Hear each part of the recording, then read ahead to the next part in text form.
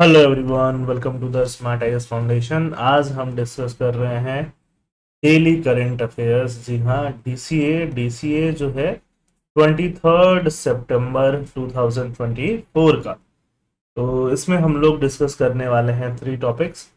First, quad launches maritime and health initiatives, condemns aggression in disputed region. तो quad एक group है, जैसा कि आप जानते हो, जीएस पेपर 2 आईआर के लिए इंपॉर्टेंट है। Second, judicial appointments and disappointment. Judiciary का अपॉइंटमेंट एंड डिसअपॉइंटमेंट, ये जीएस पेपर 2 पॉलिटी के लिहाज से इंपॉर्टेंट है। And third, India science IPEF agreement on clean and fair economy. India ने आईपीएफ अग्रीमेंट साइन किया, और आईपीएफ का कौन सा pillar? Clean and fair economy वाला पिलर। तो जीएस पेपर 2 के भी काम आएगा, जीएस पेपर 3 इंडियन इकोनॉमी के भी काम आएगा। तो हम लोग इसको एक एक करके सारे टॉपिक समझते हैं। First is Quad launches maritime and health initiative, condemns aggression in disputed region. The article focuses on the outcome of 6th Quad summit, where the leaders of India, US, Australia, and Japan discussed collaborative initiative and regional security concern. Quad क्या है? Quad एक grouping है। Grouping में कौन कौन सी countries हैं? India है, Australia है, जापान है और यूएसए। ये चार कंट्री ऐसे मिलकर बनती हैं, इसी वजह से इनको हम लोग क्या बोलते हैं? क्वाड बोलते हैं। क्वाड का अभी रिसेंटली 6 समिट हुआ था, जहां पे उन्होंने पूरे रीजन की सिक्योरिटी के बारे में बात कहा है। रीजन की सिक्योरिटी मतलब इंडियन ओशन की सिक्योरिटी और पैसिफिक ओशन की सिक्योरिटी। जिस तरह से हम मिला के बोल सकते हैं, इंडो पैसिफिक की सिक्योरिटी के लिए इन लोगों ने बात किया है। क्वाड लीडर की मीटिंग हुई, जिसमें prime minister Narendra Modi India के, एंथनी एल्बनीज ऑस्ट्रेलिया के, फूमियो किशिडो जापान के, यूएस प्रेसिडेंट जो बिडो, ये सब मिले और क्वाड की मीटिंग हुई। और क्वाड की मीटिंग में क्या क्या अनाउंसमेंट किया है इन लोगों ने? ये अनाउंसमेंट काफी इंपॉर्टेंट अनाउंसमेंट है। ये प्रीलिम्स के लिए भी काफी इंपॉर्टेंट है और नेक्स्ट ईयर आने वाले मेंस के लिए भी काफी इंपॉर्टेंट। ये अनाउंसमेंट क्या हुए? New coast guard exercise, coast guard का एक्सरसाइज और लॉजिस्टिक नेटवर्क, एक लॉजिस्टिक नेटवर्क के बारे में बात हुई। Expanded maritime surveillance, maritime surveillance जो एक्सपेंड हुआ उसके बारे में बात हुई। And a project to combat cervical cancer, cervical cancer से कैसे निपटना है उसके बारे में भी इन लोगों ने बात करी है।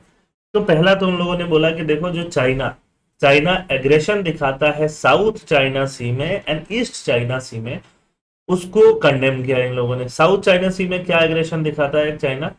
चाइना बोलता है कि ये पूरा एरिया जो साउथ चाइना सी का है वो पूरा चाइना का ही है, उसमें किसी और कंट्री को इजिली शिप्स भी पास करने नहीं देता, फ्रीडम ऑफ नेविगेशन को भी प्रिवेंट कर देता है चाइना। और सारे जो भी इसके अंदर जो भी आपके आइलैंड्स आते हैं, सब पे चाइना क्या दिखाता है? कंट्रोल दिखाता है। उसको किसने कंडेम किया? इंडो पैसिफिक वाले क्वाड ग्रुपिंग ने कंडेम किया। प्राइमरली ऐसा बोला भी जाता है कि क्वाड ग्रुपिंग बना ही इसी वजह से था कि इंडो पैसिफिक में फ्रीडम ऑफ नेविगेशन को इंश्योर करके रख सके। तो फ्रीडम ऑफ नेविगेशन कौन सा कंट्री रोकता है? फ्रीडम ऑफ नेविगेशन एक ही कंट्री रोकता है, जो कि है चाइना। नेविगेट करना मतलब शिप्स लेके जाना, तो उसको भी रोकता है। The quad strongly condemned aggression in the east and south china sea, pointing to maritime tensions particularly involving china and philippines। China and Philippines के बीच के टेंशन को उसने काउंटर किया। The statement expressed concern over militarisation, militarisation के ऊपर concern, intimidation in disputed areas के ऊपर concern, specifically condemning the use of coast guard and maritime military vessels. Coast guard के यूज को और मैरीटाइम मिलिट्री वेसल्स के use को इन लोगों ने क्या किया है? कंडेम किया है। अब क्या क्या कंसर्न्स है यूक्रेन वॉर को लेके, उसके भी बारे में बात की है। Quad leader expressed alarm over ongoing war in Ukraine. ये तो देखो रूटीन टॉपिक है, इसमें तो कुछ खास करना नहीं है। हाँ, रशिया का नाम उन्होंने एक्सप्लिसिटली मेंशन नहीं किया, बट यूएन चार्टर की बात की। यूएन चार्टर क्या कहता है? पीस एस्टेब्लिश होना चाहिए, उसकी बात इन लोगों ने की। सॉवरेनिटी को रेस्पेक्ट करने की बात इन लोगों ने की। सॉवरेनिटी मतलब जो कंट्री जिस का है, जो एरिया जिसका है, उस पर उसका फुल कंट्रोल होना हर तरीके से, उसको हम सॉवरेनिटी बोल देते हैं। The war's impact on food and energy security particularly in developing countries were also emphasise.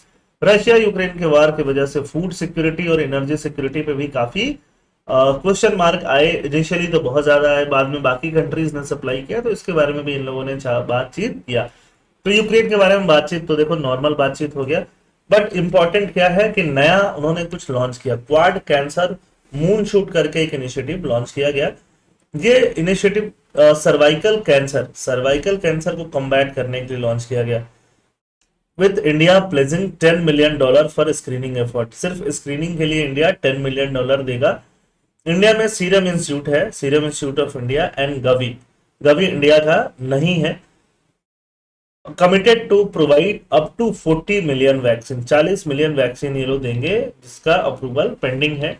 Gavi क्या है? Gavi officially Gavi the vaccine alliance is a public private global health partnership है with the goal of increasing access to immunization in poor countries. Covid के time पे Gavi का नाम काफी popular हुआ था। प्रीलिम्स के लिए गवी क्या है ये काफी इंपॉर्टेंट हो सकता है, और साथ में यहाँ सीरम इंस्टीट्यूट ऑफ इंडिया है। तो Quad cancer moonshot can be one question in your prelims. Quad at sea ship observer mission 2025, Quad will launch the Quad at sea ship observer mission to enhance interoperability, मतलब बहुत सारी जो agency होती हैं उनके बीच में काम करना आसान हो जाए, सो दैट कि मैरीटाइम सेफ्टी इंश्योर हो। उसके लिए sea ship observer mission start किया। Future coast guard missions are planned after 2025। Logistic network and disaster response, logistic network pilot project was introduced enabling quad countries to share airlift capacities। Airlift मतलब airlift भी करा जा सकेगा। जो लोग disaster वगैरह में फंसेंगे तो इनके बीच में लॉजिस्टिक नेटवर्क होना चाहिए, डिजास्टर रिस्पॉन्स होना चाहिए। मैत्री वर्कशॉप भी लॉन्च हुआ, a maritime initiative for training in the Indo Pacific. इसको क्या बोला गया? मैत्री। इंडो पैसिफिक में ट्रेनिंग करेंगे, क्वाड वाले कंट्रीज ट्रेनिंग करेंगे। पहला मैत्री वर्कशॉप 2025 में होगा, जिसको इंडिया होस्ट करेगा। मैत्री इज अगेन प्रीलिम्स वर्दी and can be asked in the prelims examination. Maritime legal dispute के लिए लीगल डायलॉग स्टार्ट करेंगे, लॉ का डायलॉग स्टार्ट करेंगे। उसके अलावा क्वाड फेलोशिप का भी एक्सपेंशन किया गया है। क्वाड फेलोशिप 50 स्टूडेंट को इंक्लूड करेगा स्टेम एजुकेशन में। STEM, S for science, T for technology, E for engineering, M for mathematics. इनमें रिसर्च की फैसिलिटीज भी ये लोग प्रोवाइड करेंगे। तो सेकंड टॉपिक पे चलते हैं, जुडिशियल अपॉइंटमेंट एंड डिसअपॉइंटमेंट। देखो यहाँ बात दो तरह के जुडिशियल अपॉइंटमेंट की होगी, एक हाई कोर्ट के जुडिशियल अपॉइंटमेंट की, एक सुप्रीम कोर्ट के जुडिशियल अपॉइंटमेंट की।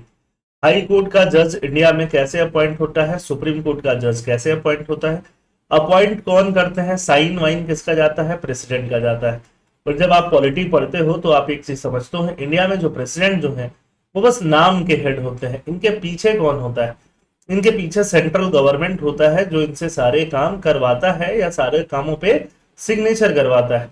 सेंट्रल गवर्नमेंट इनके पीछे हो रहा होता है। हाई कोर्ट जज या सुप्रीम कोर्ट जज इंडिया में अपॉइंट कैसे किया जाता है? तो सुप्रीम कोर्ट जज को अपॉइंट करने के लिए या हाई कोर्ट जज को अपॉइंट करने के लिए एक बॉडी होती है, बॉडी को बोलते हैं कोलिजियम। कोलिजियम में होते हैं सीनियर जजेस ऑफ सुप्रीम कोर्ट। कौन से जजेस? आई रिपीट, सीनियर जजेस ऑफ सुप्रीम कोर्ट। सीनियर जजेस ऑफ सुप्रीम कोर्ट में कितने जजेस होते हैं? एक सीजीआई खुद, 4 जो होते हैं वो सीनियर मोस्ट जजेस होते हैं सुप्रीम कोर्ट के। तो ये 5 जज मिलके किसी भी का नाम रेकमेंड करते हैं, जो लोग क्राइटेरिया फुलफिल करते हैं उनका नाम रेकमेंड करते हैं ये लोग। ये नाम प्रेसिडेंट के पास जाता है कि उनको सुप्रीम कोर्ट में जज बनाया जाए। हाई कोर्ट के लिए थोड़ा अलग क्राइटेरिया है। हाई कोर्ट के लिए जो कोलिजियम है वो थोड़ा छोटा भी है ना। तो ये क्राइटेरिया है सुप्रीम कोर्ट के जजेस का और हाई कोर्ट के जजेस का। अब जब नाम जाता है प्रेसिडेंट के पास, प्रेसिडेंट को उनमें फाइनल अप्रूवल करना पड़ता है। जिनका अप्रूवल हो गया वो लोग क्या बन जाएंगे? जज बन जाएंगे। तो कई बार स्टार्टिंग से यहाँ पे जुडिशरी में और गवर्नमेंट में एक टसल रहा है कि जो ये कर रही है कोलिजियम या जो जुडिशरी कर रही है, जो सुप्रीम कोर्ट के सीनियर मोस्ट जजेस कर रहे हैं, क्या उन्हीं को अपॉइंट कर सकती है क्या गवर्नमेंट? तो स्टार्टिंग में बस कॉन्स्टिट्यूशन में ये चीज मेंशन था कि कंसल्टेशन से हो जाएगा। मतलब जो सुप्रीम कोर्ट के जज हैं उनके कंसल्टेशन से नेक्स्ट जज अपॉइंट हो जाएंगे। तो स्टार्टिंग में ये बात हो रही थी, कंसल्टेशन मतलब कंसल्टेशन, मानो नहीं मानो, ठीक है। बाद में धीरे धीरे ये मामला अलग अलग सुप्रीम कोर्ट के ही केसेस में गया और सुप्रीम कोर्ट ने जजमेंट दिया कि देखो कंसल्टेशन मतलब मानो या नहीं मानो नहीं होगा, कंसल्टेशन मतलब होगा कंकरेंस, मतलब मानना ही पड़ेगा, मानने के अलावा कोई रास्ता ही नहीं है। बट कंकरेंस किसका, कम से कम ये कोलिजियम सिस्टम का कंकरेंस, एक जज का कंकरेंस नहीं। तो ये सारी प्रॉब्लम जो है ये बार बार चलती आ रही है, और 2 बार मुझसे यूपीएससी इंटरव्यू में ये चीजें पूछी गई हैं। कोलिजियम सिस्टम के बारे में पूछा गया है, कोलिजियम सिस्टम सही है कि गलत है, होना चाहिए कि नहीं होना चाहिए। तो इसी के बारे में ये पूरा आर्टिकल है। हमेशा काफी टाइम इस पे बहस चलती रहती है। प्रीलिम्स, मेंस, इंटरव्यू, इंटरव्यू के लिए बहुत हॉट टॉपिक बना होता है यूपीएससी में। The article addresses concern over the process of judicial appointment in India, particularly the independence and transparency of judiciary. Judiciary का क्या इंपॉर्टेंस है, इंडिपेंडेंस, और क्या इंपॉर्टेंस है, ट्रांसपेरेंसी। इंडिपेंडेंस भी जरूरी है कि इंडिपेंडेंटली काम करे, और ट्रांसपेरेंट तरीके से भी काम करे। Supreme court query on collegium recommendation, supreme court ने अभी क्वेरी भेजा था सितंबर 20 को, और अटॉर्नी जनरल ऑफ इंडिया से इंक्वायरी किया, क्वेश्चन किया। अटॉर्नी जनरल कौन है, अटॉर्नी जनरल गवर्नमेंट के लॉयर होते हैं, एक तरह से कॉन्स्टिट्यूशनल पोस्ट होता है आर्टिकल 76 में, बट गवर्नमेंट के लॉयर, गवर्नमेंट के लॉयर से पूछा गया कि जब लिस्ट दिया गया है जिसको बनाना है नेक्स्ट जज, तो अभी तक उनका अपॉइंटमेंट क्यों नहीं हुआ है, ये पूछा गया। The collegium reiterated names are binding, collegium ने अगर कोई नाम दोबारा भेजा तो वो बाइंडिंग ही है, उसको नाम को मुहर लगाना ही है on the union government. And soon after 8 new high court जजेस वेयर अपॉइंटेड, और उसके बाद फटाफट 8 नए हाई कोर्ट के चीफ जस्टिस को अपॉइंट किया गया।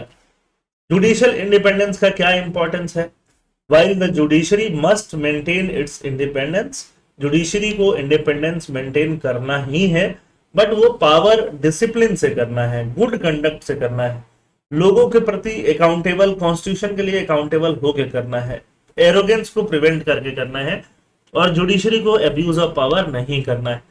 Balancing judicial accountability and interdependence, judicial accountability, judiciary को जहां इंडिपेंडेंस मेंटेन करना है मिलेगा, उसके साथ साथ जुडिशरी को अकाउंटेबिलिटी भी इंश्योर करना है, अकाउंटेबल भी होना है। ऐसा नहीं कि जुडिशरी का पावर जो है अनचेक्ड होना चाहिए, है ना, जुडिशरी का पावर भी चेक हो, जिसको क्या बोलते हो, accountability. Chief justice H K. Kapadia stress the importance of balancing judicial accountability with judicial independence. Law minister Salman Khurshid, ये पुराने लॉ मिनिस्टर हैं, also emphasized judicial propriety, indicating the need for harmony among the executive, legislative and judicial branches in upholding the constitution। Government के 3 branch होते हैं, या state के 3 branch होते हैं जो आप पढ़ते हो पॉलिटी में, executive, legislative and judiciary. Legislative में क्या होते हैं, law making bodies, parliament and state legislature. Executive में कौन होते हैं, प्राइम मिनिस्टर, चीफ मिनिस्टर, दोनों के मिनिस्ट्री, ये लोग एग्जीक्यूटिव में आ जाते हैं, और जुडिशरी में जुडिशरी। तीनों के बीच पावर का एक बैलेंस बनना बहुत जरूरी है, और साथ साथ में चेक्स बनना भी, एक दूसरे पे थोड़ा चेक भी रखें, अकाउंटेबल भी रहें, ये सारी चीजें होना बहुत ज्यादा जरूरी हो जाता है। किसी के पास आर्बिट्रेरी पावर नहीं जाए इन तीनों ब्रांचेज ऑफ द गवर्नमेंट में, ये बहुत ज्यादा जरूरी हो जाता है इंडिया जैसे डेमोक्रेसी या किसी भी डेमोक्रेसी को फलने फूलने के लिए। Judiciary's preeminence and constitutional boundary, among the 3 branches the judiciary holds preeminence due to its role in protecting fundamental rights। Judiciary के पास प्री एमिनेंस है क्योंकि जुडिशरी प्रोटेक्ट करती है फंडामेंटल राइट को और कॉन्स्टिट्यूशन को, कंप्लायंस को इंश्योर करती है। However, the judiciary must also function within the framework of the constitution and avoid overstepping its authority। फिर भी जुडिशरी को अपना ओवरस्टेप नहीं करना चाहिए और अथॉरिटी को प्रोटेक्ट करना चाहिए। Judicial accountability and public criticism, Felix Frankfurter, Felix Frankfurter ये ऑस्ट्रियन बोर्ड अमेरिकन जूरिस्ट है, ये बोलते हैं जजेस are not immune from criticism and must remain aware of their limitation. जजेस का भी क्रिटिसिज्म हो सकता है और उनको भी अपना लिमिटेशन पता होना चाहिए।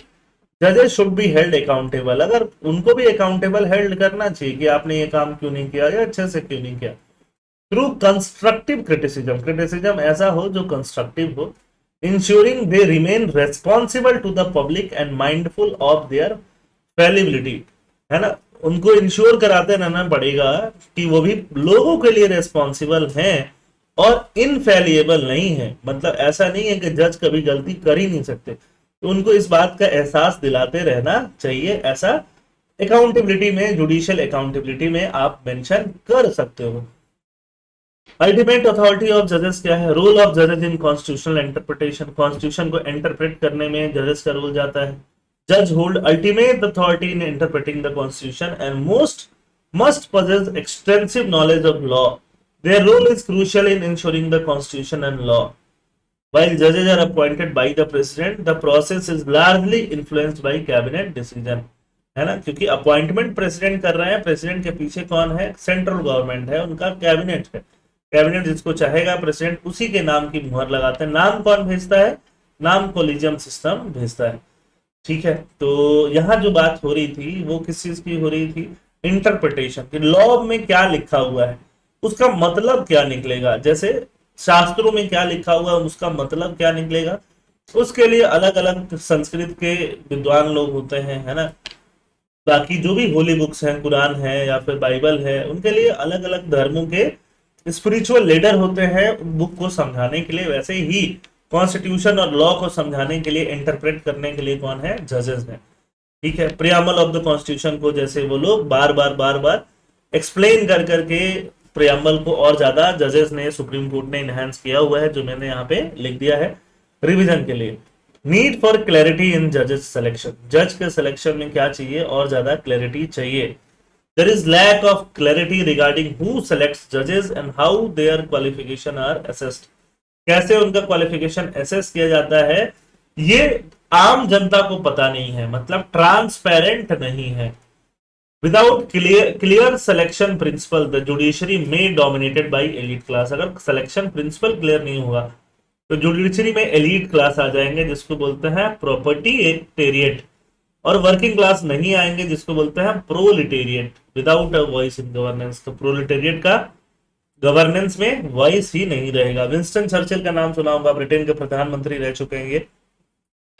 Winston Churchill view on class bias in court, ये क्या बोलता है कि कोर्ट में क्लास बायस होता है, rich class, poor class, proprietariat class, proletariat class. Churchill pointed out the court often lack the same degree of public confidence when dealing with class issue. Class issue जब इनके बीच के issue का deal करता है तो public confidence में नहीं रहता, क्योंकि उसके पास बायस रहता है। कोर्ट के पास वो बायस भले ही कॉन्शियस नहीं हो बट अनकॉन्शियस होता है। India judiciary face similar challenges resulting in promises of socialism and social justice remaining unfulfilled. जो प्रियम्बल दिखाया था ना, उसमें सोशलिज्म है ना, सोशल जस्टिस है ना, वो अनफुलफिल्ड रह जा रहा है, क्योंकि हमारी जुडिशरी भी अनकॉन्शियस बायस पे चल रही है। कोलिजियम सिस्टम क्या है? कोलिजियम सिस्टम इंट्रोड्यूस्ड है ना एक सुप्रीम कोर्ट के जजमेंट में ही, जिसमें 5 जज कोलिजियम सिस्टम को सपोर्ट कर रहे थे, 4 जज अपोज कर रहे थे, बट 5-4 से कोलिजियम सिस्टम इंप्लीमेंट करा दिया गया। This system lack transparency, collegium system से जो भी नए जजों का रिकमेंडेशन जाता है वो किस बेसिस पे गया है, वो ट्रांसपेरेंट नहीं है। कोई पब्लिक इनपुट नहीं है, कोई इन्वेस्टिगेशन नहीं है, कोई लेड आउट प्रिंसिपल और सिलेक्शन नहीं है। Criticism arises because the collegium is not accountable to anyone. Collegium ने किसका अपॉइंटमेंट या किसका नाम किस वजह से रिकमेंड किया है वो कोलिजियम किसी को बताएगा नहीं, कोलिजियम से कोई पूछ भी नहीं सकता, मतलब कोलिजियम किसी के लिए अकाउंटेबल नहीं है। जुडिशियल कमीशन का एक प्रपोजल किया गया था कि एक कमीशन बने, जुडिशियल अपॉइंटमेंट कमीशन, है ना, जिससे कोलिजियम हट जाए और उसकी जगह एक कमीशन बने जिसमें जुडिशरी के भी मेंबर हो और नॉन जुडिशरी वाले भी हों, जिससे कि थोड़ा और ट्रांसपेरेंसी आए। Union law minister has suggested replacing the collegium with judicial commission. Key question remain about how the commission would be structured, its accountability and the principle guiding its operation. A constitutional amendment would be required, ideally with a dedicated chapter for the judiciary. Judiciary के लिए, judiciary के appointment के लिए constitutional amendment की requirement हो सकती है। Collegium क्या है? कोलिजियम मैंने समझाया, कोलिजियम एक सिस्टम है। कोलिजियम में आपको 1+4 जजेस रहते हैं जनरली सुप्रीम कोर्ट के मैटर्स को डील करने के लिए, 1+2 जज रहते हैं हाई कोर्ट्स के मैटर को डील करने के लिए। Collegium system is a system for appointment and transfer of जजेस in Supreme Court and High Court. It is not rooted in the constitution. Collegium system का नाम कॉन्स्टिट्यूशन में नहीं दिया हुआ है, ये इवॉल्व करके सिस्टम आया है ना। सीजीआई और बाकी सीनियर मोस्ट जज मिलके क्या बनते हैं? कोलिजियम बनते हैं। The government can also raise objection and seek clarification regarding the collegium choice. Collegium के चॉइस के ऊपर गवर्नमेंट ऑब्जेक्शन भी उठा सकता है, क्लैरिफिकेशन भी मांग सकता है, but if the collegium reiterate the same name, किसी एक पर्सन का नाम कोलिजियम ने दोबारा भेज दिया, उसी को अपॉइंट करना पड़ेगा, है ना। कोलिजियम सिस्टम का इवॉल्व कैसे हुआ, 1981 में सुप्रीम कोर्ट के पास ही केस गया, जिसको बोलते हैं SP Gupta versus union of India case, इसको बोलते हैं फर्स्ट जज केस। उस पे बात ये हुई कि देखो कंसल्टेशन चाहिए जुडिशरी से, अगर नया जज अपॉइंट करना है तो कंसल्टेशन मतलब बात मानो या ना मानो, ये बात एस्टेब्लिश हुई, मतलब कंकरेंस नहीं चाहिए। सेकंड जज केस 1993 में, वहां बोला कि नहीं, कंसल्टेशन मतलब क्या चाहिए, कंकरेंस चाहिए, बाइंडिंग होना चाहिए, जो जुडिशरी बोलेगी सीजीआई वो बाइंडिंग होगा। बट सीजीआई अकेले नहीं, 2 सीनियर कलीग्स और भी रहेंगे उनके साथ, तो कोलिजियम बन गया। थर्ड जज में भी कोलिजियम बन गया, 2 की जगह 4 जज साथ में आ जाएंगे सीजीआई के, है ना। इसको काउंटर करने के लिए गवर्नमेंट ने एक एक्ट लाया, जुडिशियल अपॉइंटमेंट कमीशन, उसको सुप्रीम कोर्ट ने बोल दिया ये तो एक्ट ही गलत है, क्योंकि इस जुडिशियल अपॉइंटमेंट कमीशन में जजेस के अलावा नॉन जज मेंबर भी होंगे, नॉन जुडिशियल मेंबर भी होंगे, तो क्या होगा, ये इंडिपेंडेंस के अगेंस्ट आ रहा है। और लास्ट ईयर में अपने सीजीआई का स्पीच सुन रहा था, वो बोलते हैं कि जुडिशियल इंडिपेंडेंस जो है वो बहुत ही कार्डिनल और इंपॉर्टेंट प्रिंसिपल है, उसको वायलेट किया ही नहीं जा सकता है। Constitution of the commission should be of the highest standing with its chairman being the chief justice.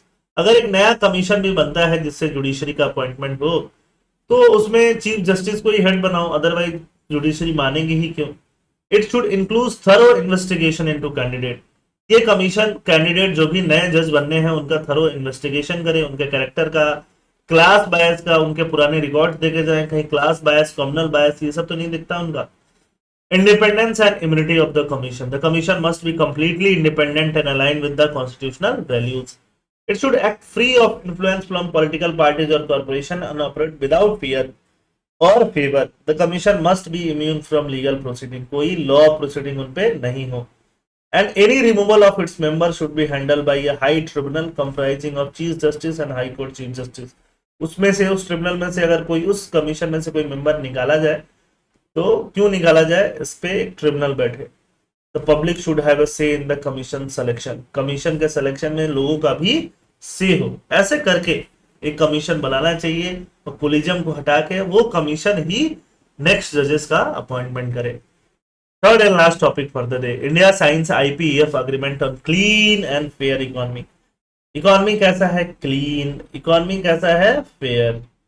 The article discusses India's participation in Indo-Pacific Economic Framework, a strategic economic partnership led by US aimed at strengthening cooperation among Indo-Pacific countries.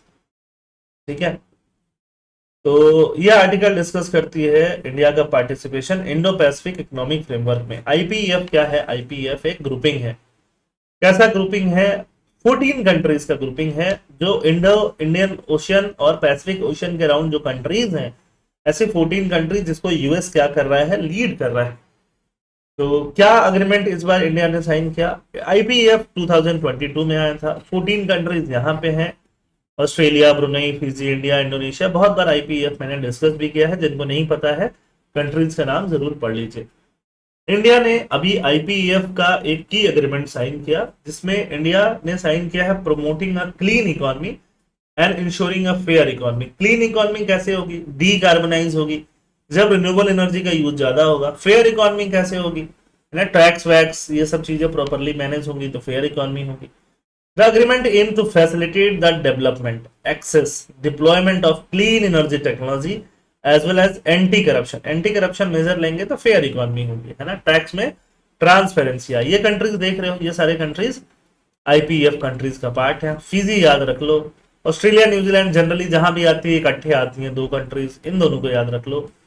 2+1 3 country हो जाएंगे। US lead ही कर रहा है, 4 country हो गए। South Korea, Japan, US की दोनों allies हैं, 2 कंट्री यहाँ हो गए। इंडिया भी यूएस की एलाई है काफी अच्छी, तो इंडिया भी हो गया। इसके अलावा ये सारी कंट्रीज जो है, 7 कंट्रीज जो हैं वो आसियान वाली कंट्रीज हैं, साउथ ईस्ट एशियन वाली कंट्रीज हैं। साउथ ईस्ट एशिया में 10 कंट्रीज हैं, साउथ ईस्ट एशिया नहीं बल्कि आसियान में म्यांमार हटा दो, लाओस, कंबोडिया हटा दो, 3 कंट्री हटा दो, तो बाकी सारी कंट्री। चाइना के को काउंटर करने के लिए एक तरह से इनडायरेक्टली बोल सकते हो चाइना तो होना नहीं है। ये सारी कंट्रीज मिलकर क्या बनती है, IPEF। क्लीन इकोनॉमी का क्या अग्रीमेंट आएगा, the clean economy agreement seeks to advance efforts toward energy security, green gas emission mitigation, reducing dependence on fossil fuel. It also emphasizes technical cooperation among IPEF partners to develop innovative solutions for sustainable future. Fair economy क्या होगा, fair economy agreement aims to create a transparent and predictable business to encourage trade and investment. Fair economy में transparent system होगा तभी तो fair होगा, transparent predictable होना चाहिए, है ना, जिससे कि बाकी कंट्रीज ट्रेड और इन्वेस्टमेंट को इंक्रीज कर पाए। It focuses on improving information sharing improve हो, एसेट रिकवरी हो, क्रॉस बॉर्डर इन्वेस्टिगेशन का स्ट्रेंथनिंग हो, है ना, ये सारी चीजें यहाँ पे होनी चाहिए। मैकेनिज्म्स क्या सपोर्ट करने हैं, IPEF provides platform for technical assistance को प्लेटफॉर्म मिले, ट्रांसलेशनल फंडिंग मिले, वायबिलिटी गैप फंडिंग मिले। IPEF कैटालिटिक कैपिटल फंड बने, है ना, IPEF कैटालिटिक कैपिटल फंड बना हुआ है, जिसमें $33 मिलियन का ग्रांट मिला हुआ है ऑस्ट्रेलिया, जापान, कोरिया, US से। Is expected to generate 3.3 billion, है ना, 33 मिलियन का जो फंड है 3.3 बिलियन प्राइवेट इन्वेस्टमेंट में जनरेट करेगा। PGI इन्वेस्टमेंट एक्सेलरेटर भी है। PGI का मतलब क्या है, partnership for global infrastructure and investment के लिए पार्टनरशिप, ठीक है। तो ये भी डेवलपिंग कंट्रीज में क्या करते हैं, इंफ्रास्ट्रक्चर में इन्वेस्ट करते हैं। इसके लिए $300 million US international development finance corporation दे रही है। तो ये सब सपोर्ट मैकेनिज्म्स हैं जो कि IPEF के अंदर है। क्या इन सबको रट लेना है, नहीं, फंड के नाम पता होना चाहिए, catalytic capital fund, PGI investment accelerator, ये सब प्रीलिम्स में पूछे जा सकते हैं।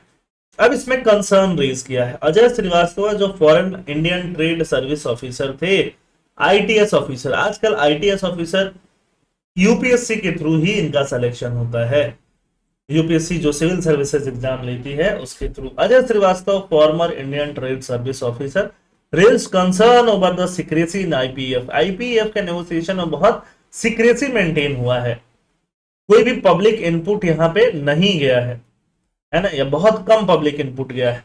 He emphasized the importance of domestic regulatory flexibility for India. India में डोमेस्टिकली रेगुलेटरी फ्लेक्सिबिलिटी रहे, खासकर क्लीन इकोनॉमी पिलर में, to ensure projects of national importance are not hindered by rigid international commitment. जो नेशनल इंपॉर्टेंस का project हो वो international commitment से hindered नहीं हो। इंडिया के लिए पोटेंशियल रिस्क क्या है, adopting international standard without proper preparation. क्योंकि IPEF में हमें क्या करना पड़ेगा, IPEF में हमें इंटरनेशनल स्टैंडर्ड अडॉप्ट करना पड़ेगा, लेकिन अगर हमने प्रिपेयर नहीं किया तो भी हमें कॉम्प्लायंस तो करना पड़ेगा, है ना। तो इसके लिए हमें बहुत प्रॉब्लम क्रिएट हो सकती है। India needs to develop its own domestic standard quickly to avoid being at a disadvantage in global trade negotiation, है ना। अगर किसी के साथ नेगोशिएशन करना है तो हमारा स्टैंडर्ड पहले से बना हुआ होना चाहिए, जिससे नेगोशिएशन करना आसान रहे। अदरवाइज उनका स्टैंडर्ड होगा, हम उनके स्टैंडर्ड के हिसाब से नेगोशिएशन करेंगे तो हम डिसएडवांटेज में चले जाएंगे, है ना। IPEF overview. IPEF is a strategic partnership involving 14 member countries, focuses on building economic cooperation. IPEF में क्या है, IPEF में 4 पिलर है, ट्रेड है, सप्लाई चेन है, क्लीन इकोनॉमी है, फेयर इकोनॉमी है। फेयर इकोनॉमी जो टैक्स और एंटी करप्शन पे मैटर करती है। और IPEF 40% of the global economy है, 28% ऑफ द वर्ल्ड ट्रेड है। ये IPEF का बेसिक ओवरव्यू भी यहाँ पे दे दिया गया है। तो आई होप ये सारी चीजें आपके समझ में आई होंगी। थैंक यू, जय हिंद।